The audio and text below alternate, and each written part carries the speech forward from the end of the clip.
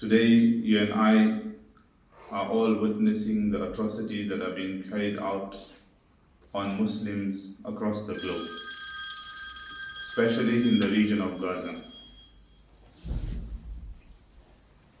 Many Muslims are left with a question that what are we to think of this?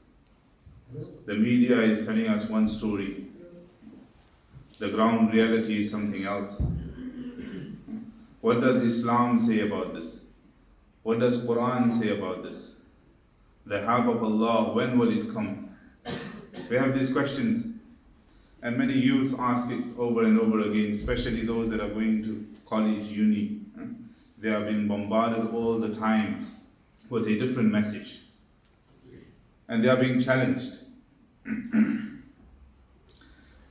I'm not here to say that what atrocities are being committed, etc., because everyone is aware of it. It's there right in front of us. It's undeniable. Back in the days, in the 80s, in the 50s, in the 40s, people were being fooled.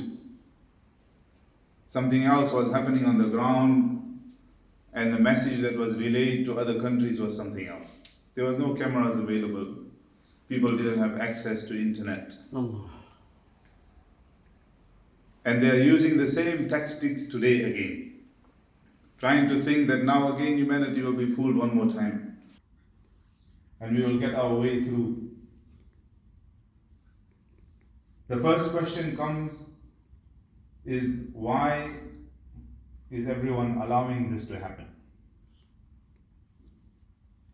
It comes in a hadith of Rasulullah sallallahu alayhi wasallam that when the Muslim ummah will disconnect themselves from the Quran and they'll regard dunya as something of great importance, materialistic gain. We've mentioned this before.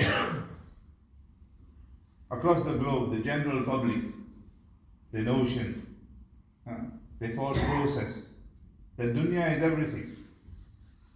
Materialistic gain is the most important aspect of my life.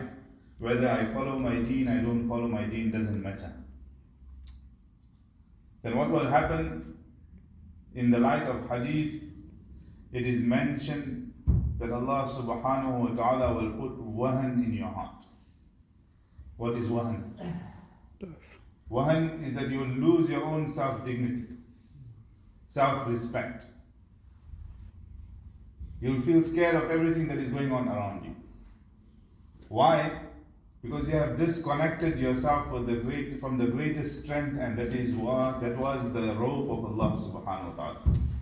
Allah ta'ala says, فَاعْتَصِمُوا بِحَبْلِ اللَّهِ, that hold upon, steadfast upon the rope of Allah subhanahu wa ta'ala. What is hablullah? It is the Quran.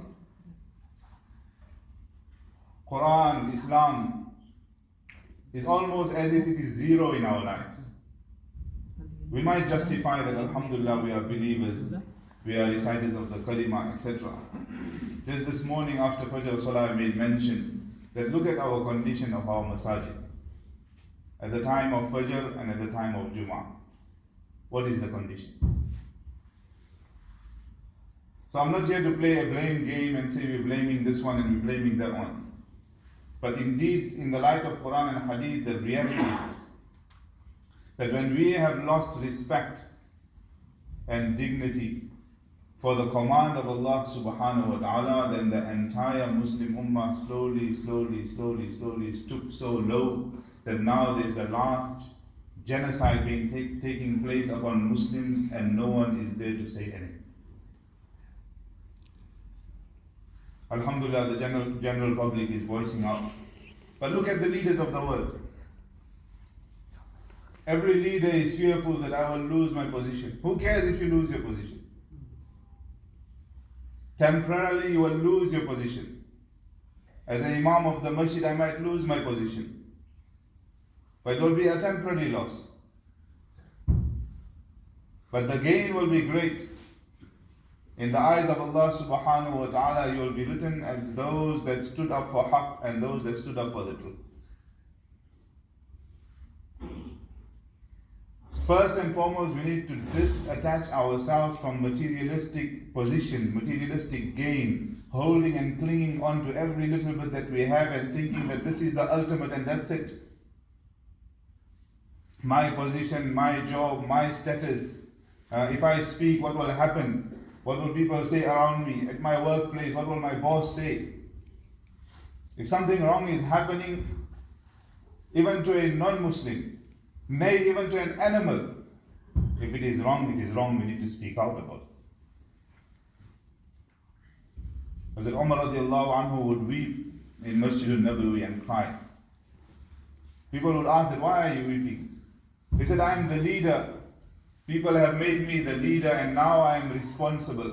That even if a dog dies thirsty, far away, near Dajla or Furat, Umar, you will be questioned. That why did this animal die while you were responsible? Ma Yusuf Sahib Rahmatullah Alayhi used to say that every ummati of this ummah is now responsible for the entire ummah. We might just turn our backs and say, you know what, we are too weak, we can't do anything. What can we do?